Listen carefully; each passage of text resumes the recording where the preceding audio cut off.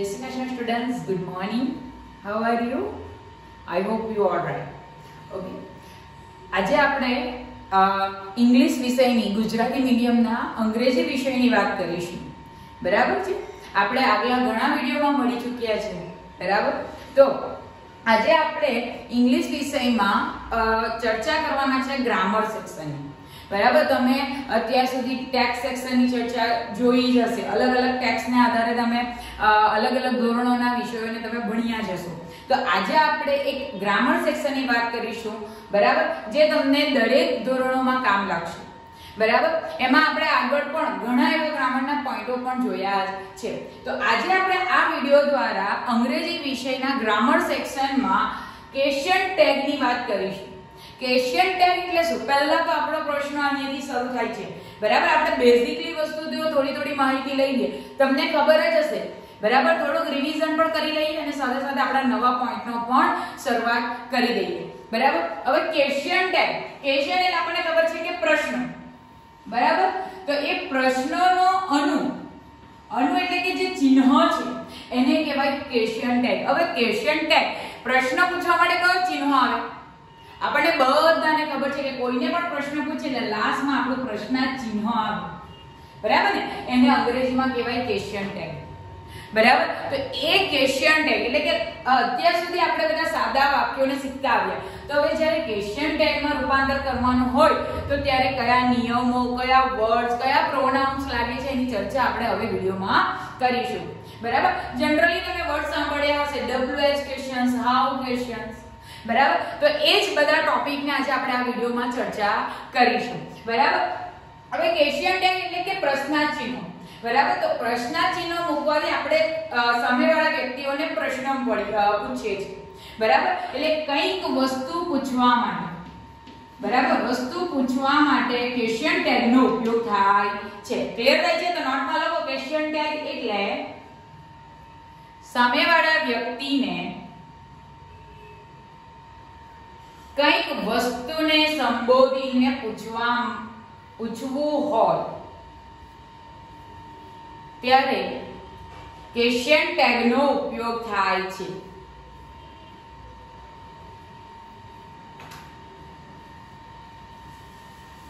જેનું સાંકેતિક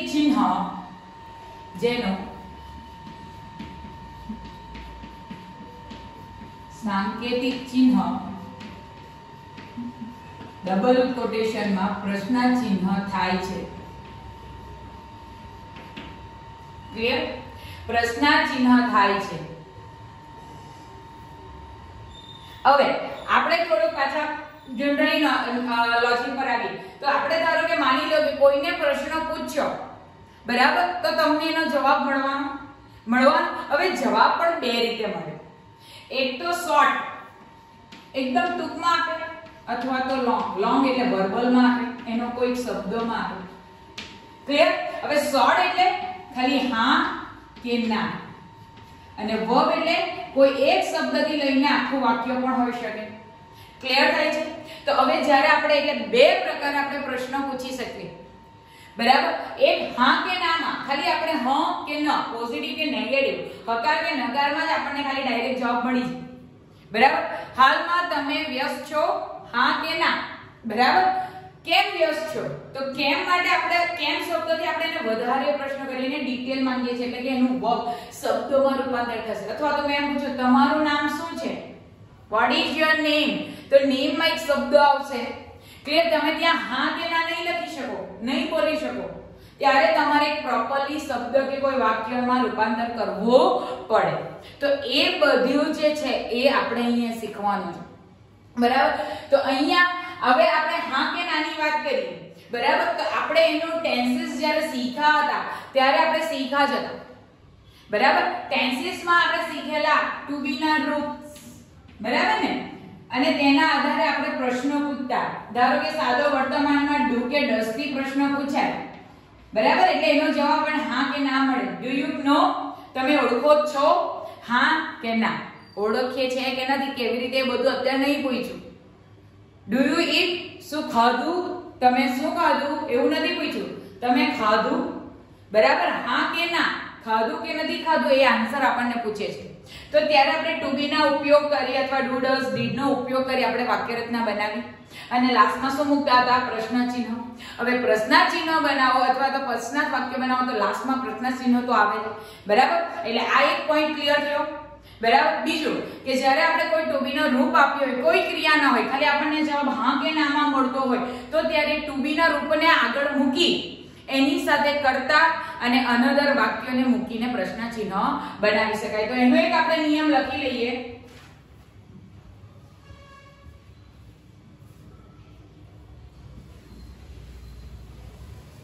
લખો એમાં પોઈન્ટ. જ્યારે જવાબ હા કે ના માં મળતો હોય, જ્યારે જવાબ હા કે ના માં મળતો હોય ત્યારેની વાક્ય રચના, ત્યારેની વાક્ય રચના સહાયક ક્રિયાપદ. હવે સહાયક ક્રિયાપદ એટલે ડુ ડઝ ડીડ અને કાળના ટુ બી ના રૂપ.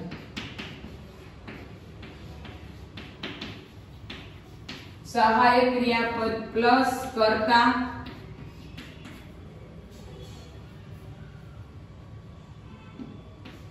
પછી ક્રિયાપદનું રૂપ.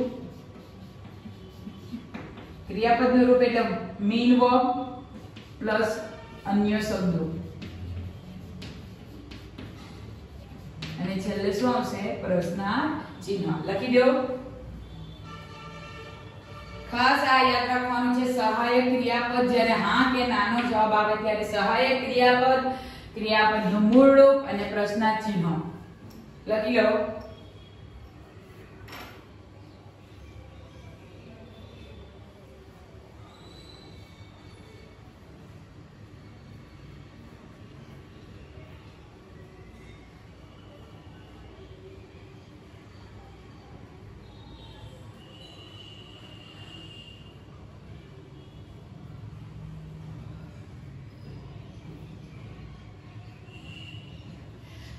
હવે જે આ રીતે આપણે બીજો એક ટોપિક જોયો કે હા કે ના સિવાય બીજો એક કોઈ શબ્દોમાં આપણને જવાબ મળે તો ત્યારે શું કરવાનું, બરાબર ને? તો ત્યારે તમે શું કરશો તો તેની ચર્ચા કરી. તો એના માટે આપણને જોઈશે ઇન્ટ્રોગેટિવ પ્રોનાઉન્સ વર્ડનો ઉપયોગ થાય છે.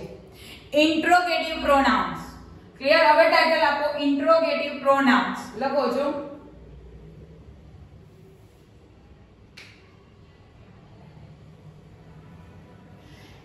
ઇન્ટ્રોગેટિવ પ્રોનાઉન્સ એટલે પ્રશ્નસૂચક સર્વનામો. ઇન્ટ્રોગેટિવ પ્રોનાઉન એટલે પ્રશ્નસૂચક સર્વનામો કે જેના ઉત્તરમાં એટલે કે જવાબમાં કે જેનાથી જવાબ આપણને શબ્દો કે વાક્યોમાં મળે છે, કે જેનાથી જવાબ શબ્દો કે વાક્યમાં મળે છે. ક્લિયર થાય છે? બરાબર. હવે એનામાં કેટલાક પ્રશ્નો હોય છે, બરાબર? ઇન્ટ્રોગેટિવ પ્રોનાઉન્સ નો ઉપયોગ પ્રશ્નો બનાવવા માટે થાય છે. લખી દો. ઇન્ટ્રોગેટિવ પ્રોનાઉન નો ઉપયોગ વાક્યને પ્રશ્નાર્થ બનાવવા માટે થાય છે.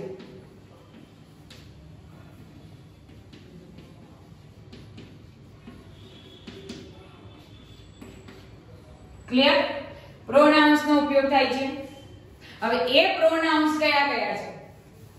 તો એ પ્રોનાઉન્સ ને બે ભાગે પાડેલા છે, બરાબર? આ સાંકેતિક ચિહ્ન અત્યારે સાફ કરું છું. હવે એમાં બે ભાગ પાડેલા છે. એક તો છે WH questions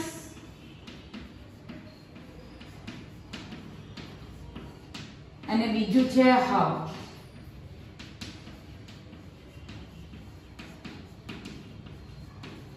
ક્લિયર થઈ છે? આ પોઈન્ટ ખાસ યાદ રાખવાના છે. Interrogative pronounce. ઇન્ટ્રોગેટિવ પ્રોનાઉન્સ એટલે કે પ્રશ્ન સૂચક સર્વનામ કે જેમાં આપણને પ્રશ્નો મળે, બરાબર, એટલે સામેવાળો આપણને જવાબ આપે અને આનો ઉપયોગ ક્યારે થાય? વાક્યને પ્રશ્નાર્થ બનાવવા માટે, બરાબર. માની લો કે my name is Leena, clear છે? હવે આ જે વાક્ય છે એક સાદું વાક્ય છે, તો એ વાક્યને મારે પ્રશ્ન પૂછવો હોય તો નામને રિલેટિવ કંઈક પ્રશ્ન પૂછવો પડે. તો તમારું નામ શું છે? તો શું છે તમને વર્ડમાં જવાબ મળ્યો અને વાક્ય પ્રશ્નોમાં બની ગયો, બરાબર. અને બીજો એમાં બે પ્રકાર છે, WH ક્વેશ્ચન થી પૂછી શકાય અને હાઉ થી પ્રશ્ન પૂછી શકાય. હવે WH ક્વેશ્ચનમાં કયા કયા આવે? તો જનરલી તમને થોડાક તો ખબર હશે જ. સ્ટાન્ડર્ડ 8, 9 અને 10 જો તમે વિડિયો જોતા હો તો તમને થોડાક તો આવડતા હશે. અત્યારે તો કેટલાકે તો લિસ્ટ પણ બનાવી દીધો હશે, ક્લિયર. તો હવે આપણે નીચે એક આપીએ છીએ WH ક્વેશ્ચન નું ટાઇટલ આપો.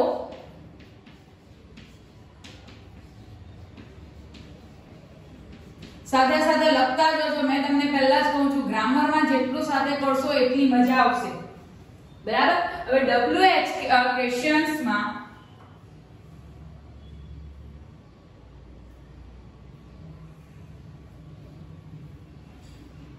who,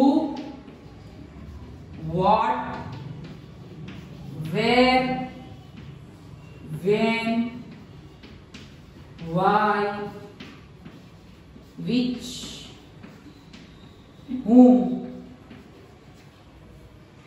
who, what, when, where, why, whom, which અને whose જેવા પ્રોનાઉન્સ એટલે કે સર્વનામો વપરાય છે,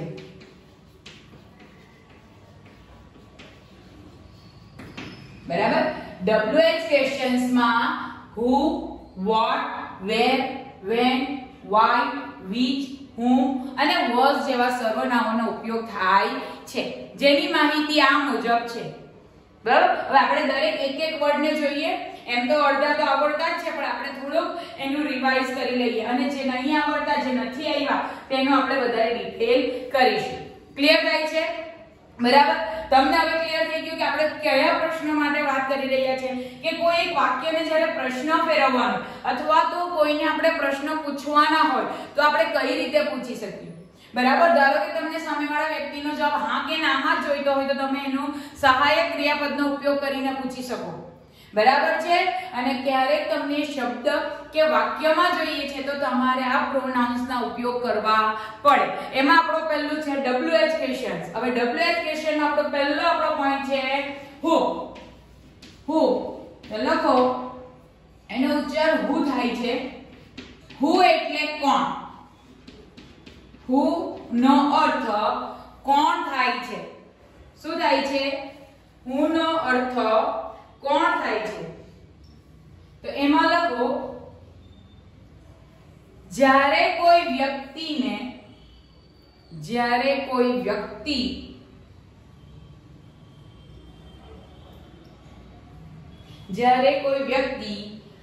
કોણ છે તે જાણવા માટે,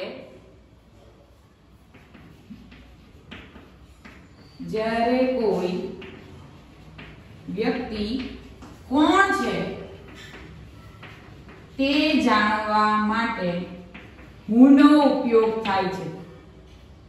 who નો ઉપયોગ થાય છે. હવે મેં તમને કીધું કે છોકરી છે, તો હવે છોકરી કોણ છે, એનું નામ શું છે, એ પ્રોપર વ્યક્તિ કોણ છે, તો એ બધું જાણવા માટે આપણે who નો ઉપયોગ કરીએ છીએ. એટલે એ વ્યક્તિવાચક શબ્દો માટે જ વપરાય છે, તો ખાસ યાદ રાખજો, બરાબર છે. હવે આપણે જોઈએ એમની વાક્ય રચના. અને એમાં લોકો who થી પ્રશ્ન પૂછતા કર્તા મળે છે. કર્તા એટલે જે ક્રિયાને કરનાર છે, ક્રિયા કરનારને કર્તા કહેવામાં આવે છે, બરાબર. ક્રિયાને કર્તા મળે છે. અને એની વાક્ય રચના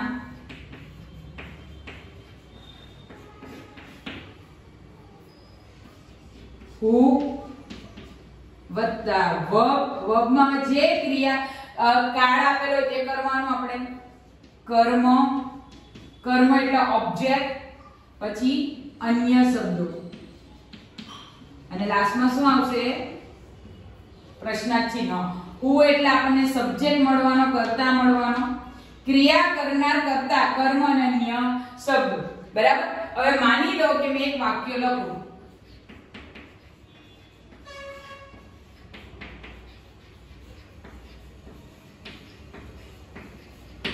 ક્લિયર? હવે વિનય એ આપણને ખબર છે કે ક્રિયા કરનારો વ્યક્તિ છે. સિંગ એટલે ક્રિયા થઈ, આપણો વર્બ થયો. ક્રિયા કોણે કરી? વિનયે કરી.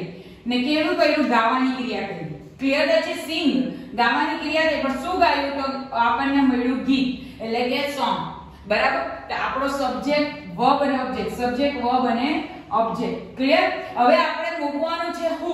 હુ એટલે કોણ? કર્તા. કે ભાઈ કોણે ગીત ગાયું?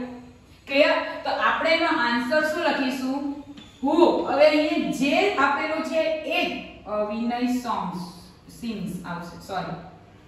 બરાબર. તે જ કાર રવા દેવાનો, આપણે એમાં કોઈ ચેન્જ નહીં કરવાનો. તો હુ નું હુ અને સિંગ્સ સોંગ અને લાસ્ટમાં શું? વધારેના શબ્દો આપ્યા નથી એટલે આપણે લાસ્ટમાં શું મૂકી દેવાનું? પ્રશ્નાર્થ ચિહ્ન. આવી ગયો જવાબ?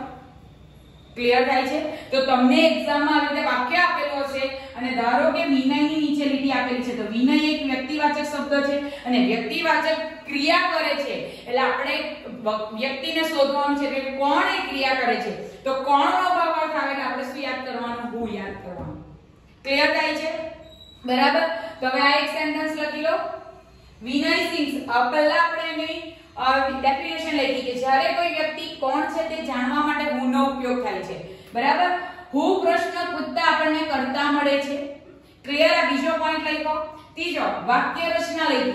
હુ વત્તા વર્બ વત્તા ઓબ્જેક્ટ વત્તા અનધર વર્ડ્સ પ્લસ આપણને પ્રશ્નાર્થ ચિહ્ન જે આપણો ક્વેશ્ચન ટેગ છે. અને પછી એક આપણે એક્ઝામ્પલ લીધું વિનય સિંગ અ સોંગ. કોણ ગીત ગાય છે? તો હુ સિંગ અ સોંગ. કોણ ગીત ગાય છે? એટલે આપણને જવાબ મળે વિનય. બરાબર. તો વિનય એક શબ્દમાં જવાબ મળ્યો તો આપણને પ્રોનાઉન્સ નો ઉપયોગ પડ્યો હુ નો. ક્લિયર થાય? હુ નો અર્થ શું થાય? કોણ. ક્લિયર? ચાલો તો લખી લો. પછી આપણે બીજા આપણા વોટ પર જઈએ. ક્લિયર થાય છે? તો ફટાફટ ઉતારી દો.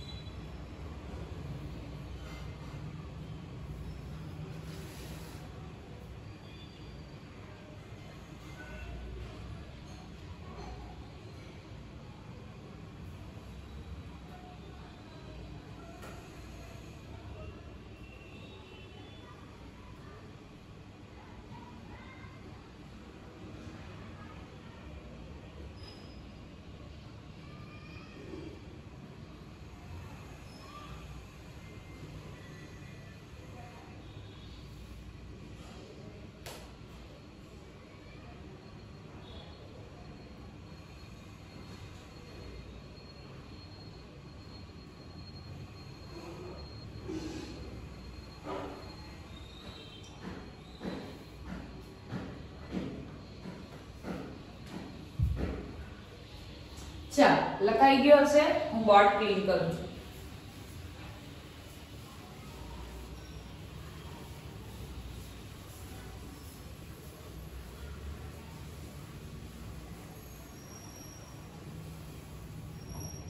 ચાલો હવે આપણો બીજો ટોપિક છે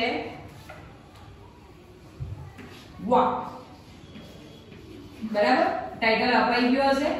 તો વોટ. વોટ એટલે શું? લખો વોટ એટલે શું અને એની ડેફિનેશન લખો. કઈ વસ્તુ છે તે જાણવા માટે, કઈક વસ્તુ છે એ જાણવા માટે વોટ નો ઉપયોગ થાય છે. બીજું, વોટ થી પ્રશ્ન પૂછતા, વોટ થી પ્રશ્ન પૂછતા કર્મ મળે છે, કર્મ મળે છે. હું થી પ્રશ્ન પૂછતા શું મળે? કર્તા મળ્યું. પણ જ્યારે વોટ થી આપણે પ્રશ્ન પૂછીશું તો કર્મ મળશે.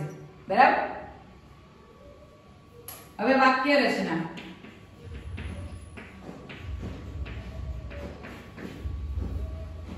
તો વાક્ય રચનામાં પહેલા તો વોટ જ આવશે વત્તા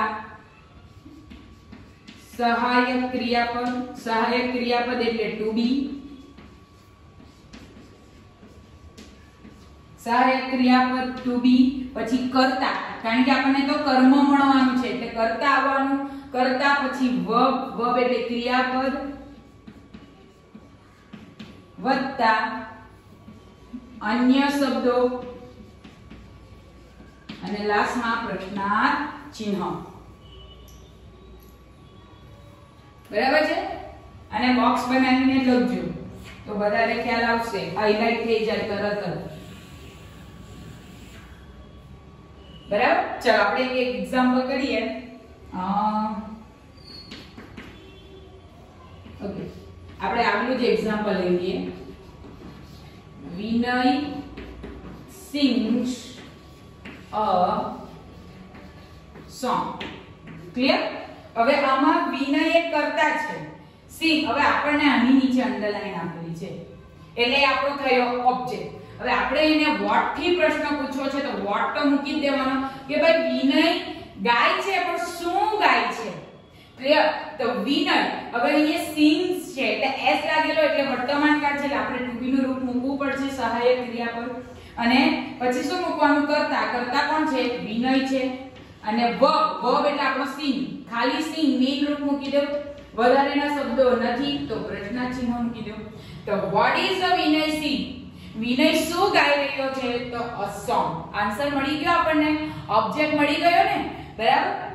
એવી જ રીતે ધારો કે કોઈ વ્યક્તિનો વ્યવસાય જાણવા માટે, માની લો કે વિરાટ is a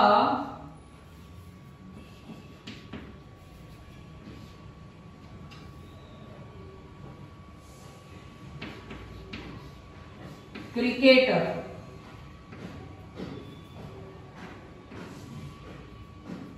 થોડું રફ કર્યું છે પણ ચાલશે. બરાબર? તો હવે ક્રિકેટર ની છે તો વિરાટ શું છે? વિરાટ કોણ છે એવું પૂછ્યું નથી આપણે. શું છે? વિરાટ છે. કોણ? વ્યક્તિ તો ખબર પડે, વ્યક્તિ પણ એનો વ્યવસાય શું છે તો આપણે લખીશું ક્રિકેટર. તો આપણે શું લખીશું? what is a Virat? what is વિરાટ? વિરાટ કોણ છે એટલે કે વિરાટ શું છે તો એ વિરાટ એક ક્રિકેટર છે. Mister Shah is a teacher. તો ટીચર તો છે, ઓબ્જેક્ટ તો મળી, એક ક્રિયાપદ નથી આપતા અંદર, પણ આપણને એક વ્યક્તિ છે, વ્યક્તિનો વ્યવસાય જાણવા માટે પણ વોટ નો ઉપયોગ થાય છે. ક્લિયર થાય છે? બરાબર? એટલે કે હુ થી પ્રશ્નો માટે વ્યક્તિ મળે. અત્યારે આપણે વિરાટ નીચે અંડરલાઈન હતી તો હુ ઇઝ અ ક્રિકેટર, પણ અહીં ક્રિકેટર કોણ છે એવું નથી પૂછ્યું. પણ વિરાટ શું છે? વિરાટ કોણ છે? વિરાટ એક ક્રિકેટર છે. ક્લિયર થાય? એનો ભાવાર્થ એ રીતે નીકળશે. એટલે વ્યક્તિનો વ્યવસાય જાણવા માટે પણ વોટ નો ઉપયોગ થાય છે. એટલે હુ અને વોટ માં ક્લિયર થઈ ગયું. હુ એટલે કોઈ વ્યક્તિને જાણવા માટે કે ભાઈ આ કોણ છે.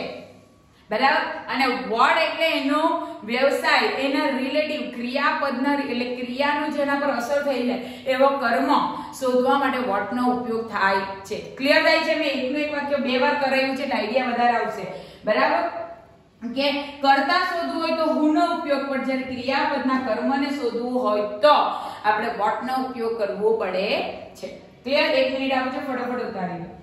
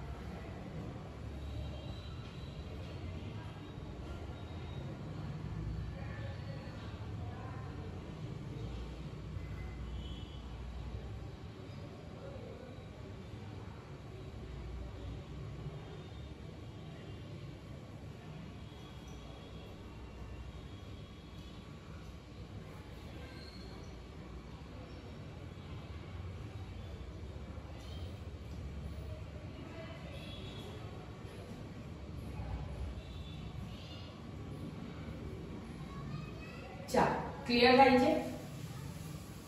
હવે આગળનું ટાઇટલ આપો વેર. થોડું સ્પીડમાં જઈએ, આપણે 6-7 ધોરણમાં કરીને જ આવેલા છે બરાબર. અને 9માં તો બધાએ કરી દીધું હશે એટલે વિડિયો આઈ થિંક બંને સ્ટાન્ડર્ડમાં એપ્લાય સેમ થશે. ચાલો હવે ત્રીજા આપણે WH ની વાત કરીએ વેર. હવે ટાઇટલ આપી દો વેર.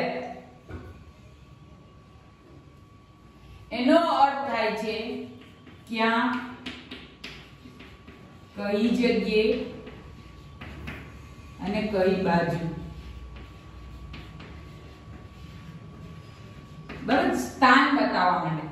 બરાબર, હવે એની વ્યાખ્યા લખો. જ્યારે કોઈ વ્યક્તિ, હવે હું વર્ડ નહીં કરતી, હું બોલું છું, તમે ફટાફટ લખી દો.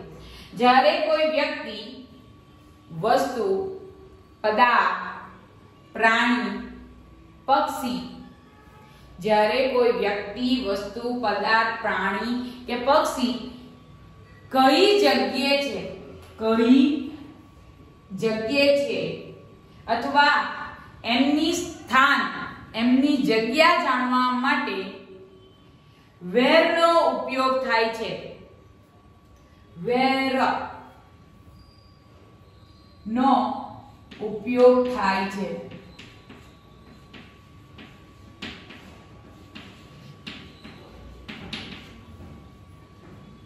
બરાબર. જ્યારે વેરથી પ્રશ્ન પૂછવામાં આવે, જ્યારે વેરથી પ્રશ્ન પૂછવામાં આવે ત્યારે જવાબમાં પ્રેપોઝિશન્સ નો ઉપયોગ થાય છે. પ્રેપોઝિશન એટલે in, under, on, the, બરાબર ને, in the table, on the table, behind the door, આ શબ્દ આવે ને તો એની જગ્યા બતાવે. અત્યારે મેં પૂછ્યું વેર આર યુ, તમે ક્યાં છો? તો I am in a house, મેં ઘરમાં છું. બરાબર, પર્ટિક્યુલરલી કોઈ જગ્યા પૂછવી હોય તો આપણે વેર નો ઉપયોગ થઈ શકે છે. બરાબર. વેર ની વાક્ય રચના.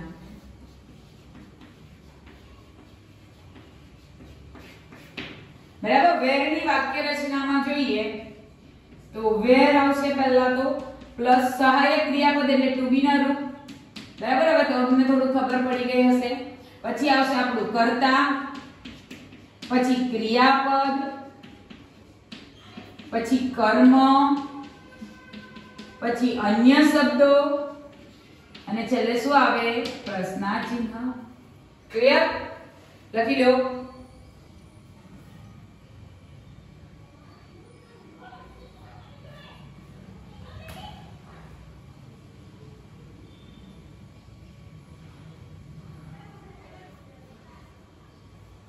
ચાલો હવે એક વાક્ય રચના લખીએ. કોઈ વાક્ય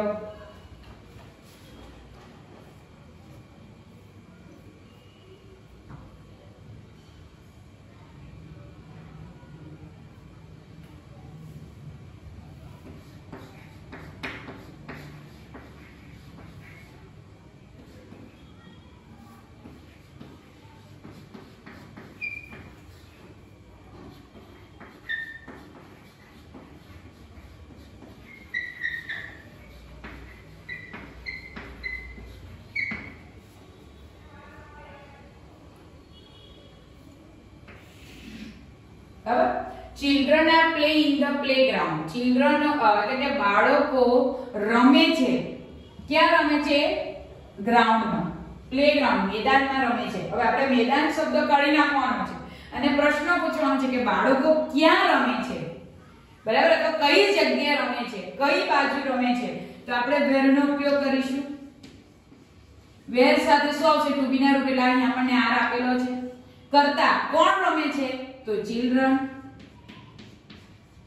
હવે શું રમે છે મારું તો કઈ આપ્યું નથી એટલે where are children play. ક્રિયાપદ આવી ગયું, પછી કોઈ એક્સ્ટ્રા શબ્દ આપ્યા નથી, કર્મ આપ્યા નથી, તો પ્રશ્નાર્થ ચિહ્ન. તો where થી પ્રશ્ન પૂછતા આપણે જગ્યા મળી કે where are the children play. બાળકો ક્યાં રમે છે? તો પ્લેગ્રાઉન્ડ માં રમે છે. ક્લિયર થાય છે? બીજું એક વાક્ય આપો.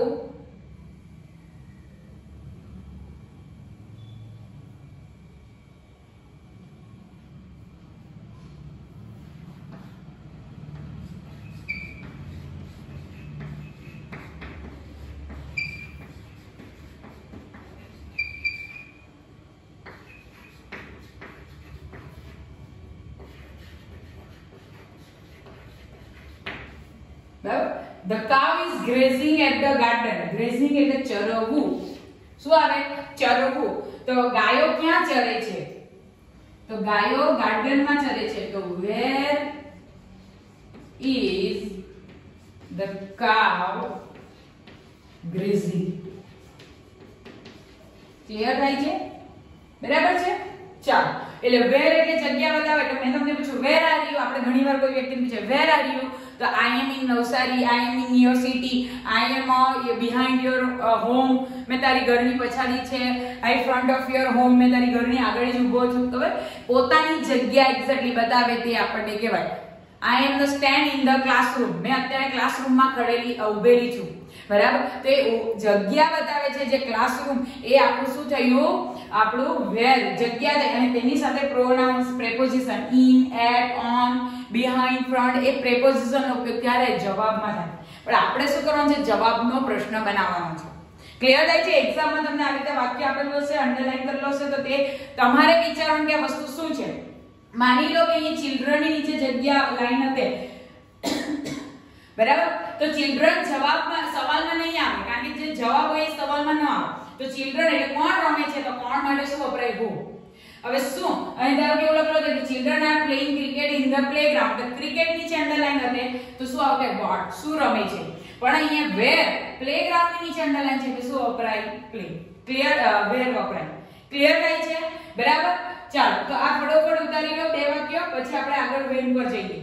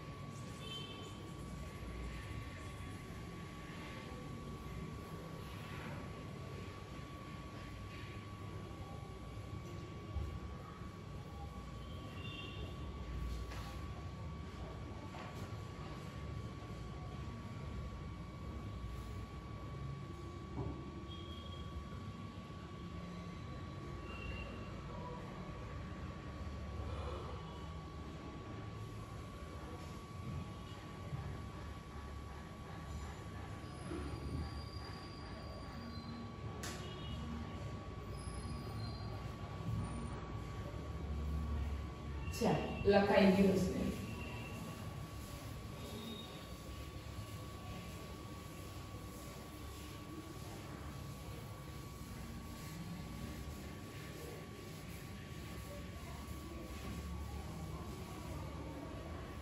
ચાલો, તો હવે બીજો આગળ આવે છે આપણો વેન.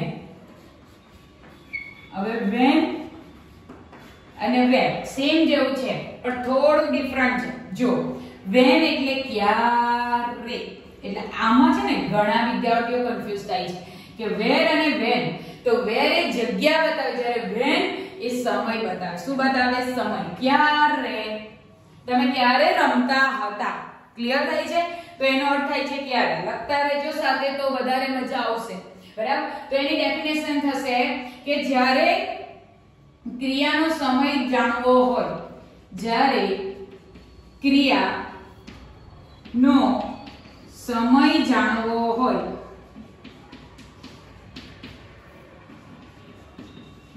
ત્યારે when નો ઉપયોગ થાય છે. when નો ઉપયોગ થાય છે.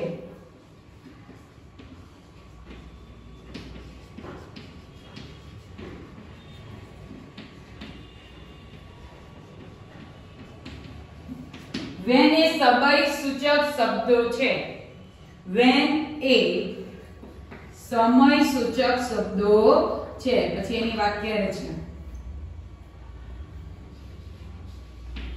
when પ્લસ to be નો રૂપ plus subject plus verb plus object plus extra word plus પ્રશ્નાર્થ ચિહ્ન. ક્લિયર? when to be નો રૂપ એટલે સહાયક ક્રિયાપદો, સબ્જેક્ટ એટલે કર્તા, વર્બ એટલે ક્રિયાપદ, ઓબ્જેક્ટ એટલે કર્મ, ઈવી એટલે એક્સ્ટ્રા વર્ડ એટલે કે અન્ય શબ્દો અને પ્રશ્નાચિહ્નો. ક્લિયર? હવે આપણે એક વાક્ય જોઈએ.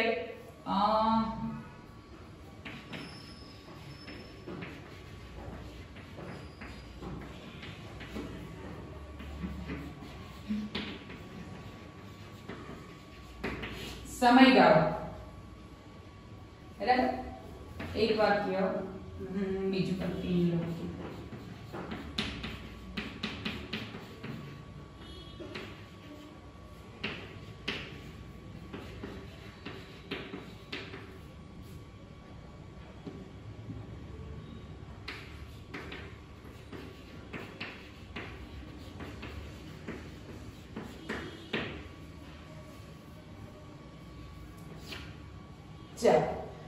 I go to school at 8 p.m.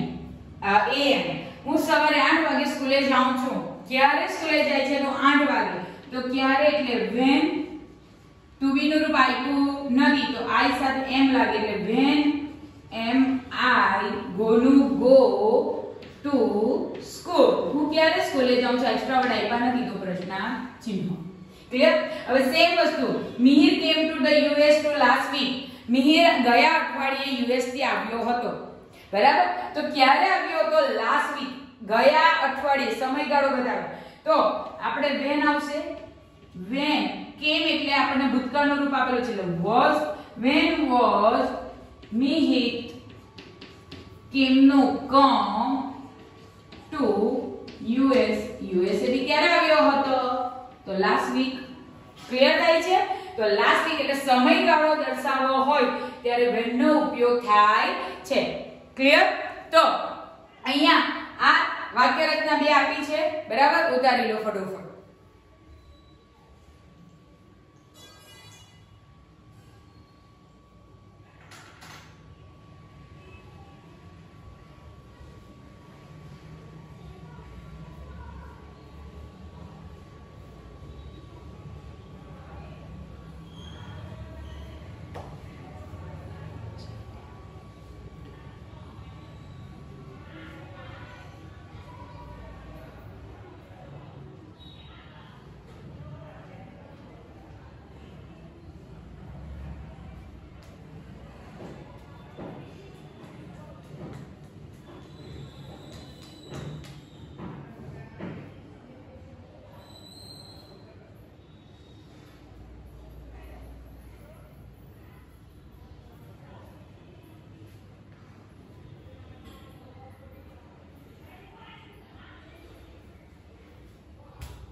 ચાલો વિદ્યાર્થી મિત્રો લખાઈ ગયું હશે. બરાબર? તો અહીંયા તમને ક્લિયર થયું કે WH ક્વેશ્ચનમાં who, what, where અને when આપણે આ ચાર પ્રોનાઉન આપણે ઉપયોગ કર્યો. હવે આપણે આ વિડિયોને અહીંયા સ્ટોપ કરીએ છીએ અને આવતા વિડિયોમાં ત્યાર પછી આપણે why, which અને whom અને whose નો કઈ રીતે ઉપયોગ કરવો, કઈ રીતે પ્રશ્ન પૂછવું તે આપણે જોઈશું. બરાબર છે ને વિદ્યાર્થીઓ? તો મારી આશા છે કે તમે આ બધું કવર અપ કરી આવશો કારણ કે આ તમને આગળ પણ એટલું જ ઇમ્પોર્ટન્ટ છે. WH ક્વેશ્ચન તમારા ગ્રામર સેક્શનમાં પ્રશ્નો આવે જ છે. બરાબર? અને એક્ઝામ રિલેટિવ વાત જ કરી હોય તો એ આવવાનું છે તો કન્ફર્મ જ છે. પણ તમે ઇન ફ્યુચર લાઈફમાં પણ કોઈકને પ્રશ્ન પૂછશો. બરાબર? જ્યારે તમને કોઈ કઈક પ્રશ્ન પૂછે તો તમે એને જવાબ કઈ રીતે આપશો તો ત્યારે ખ્યાલ આવે જ્યારે પ્રશ્નો કયા પેલું પ્રોનાઉન્સ નો ઉપયોગ થયેલો છે. પછી તમને પૂછે કે who are you અને તમે કહી દો કે I am a teacher. તો who are you? તમે કોણ છો? તમારું નામ પૂછ્યું છે. બરાબર? તમે ટીચર છો. what is you એમ નહીં પૂછ્યું છે કે તમે કોણ છો, શું છો તમે, એવું નથી પૂછ્યું. where are you from? તમે ક્યાંથી રહો છો? I am born in 18 November. તો ત્યારે તમે તમારો જન્મ તારીખ બોલો છો એ નહીં કામ આવે. ક્લિયર થાય છે? તો આ રિયલ લાઈફમાં પણ આપણને ઇમ્પોર્ટન્ટ છે. બરાબર? થોડું ઘણું રહી ગયું હોય તો વિડિયોને ફોરવર્ડ કરીને લખી લઉં અને ખાસ નોટમાં આને ઉતારવાનું છે. બરાબર? આ તમને આગલા ધોરણમાં પણ એટલું જ ઇમ્પોર્ટન્ટ છે. તો ત્યારે આ મહેનત ન કરવી પડે એ રીતની પ્રિપેરેશન રાતે ચાલશે અને ત્યારે પાછું રિવિઝન કરીશું તો એ ડબલ માઇન્ડેડ થઈ જશે. ક્લિયર થાય છે? તો હવે પછી આ ચાર જે પ્રોનાઉન્સ આપણે ક્વેશ્ચન ને રિલેટિવ કર્યા છે એને ખાસ કાળજી રાખજો અને એક એક વાર નોટમાં તમારે બધુંને કન્ફર્મ લખવાનું પણ છે અને એને મોડે પણ કરવાનું છે અને સાથે સાથે કેટલાક વાક્યો જે જાતે તમારે પણ કરવાના છે, બરાબર. હું લાસ્ટમાં તમને આખી એક્સરસાઇઝ એક આપીશ, બરાબર. પણ તે પહેલા તમે અત્યારે 4 પર ધ્યાન આપો અને બીજા વિડિયોમાં આપણે બીજા 4 પ્રોનાઉન સાથે મળીશું. ત્યાં સુધી take care and be restful and be careful in anywhere, any place. Okay, and thank you.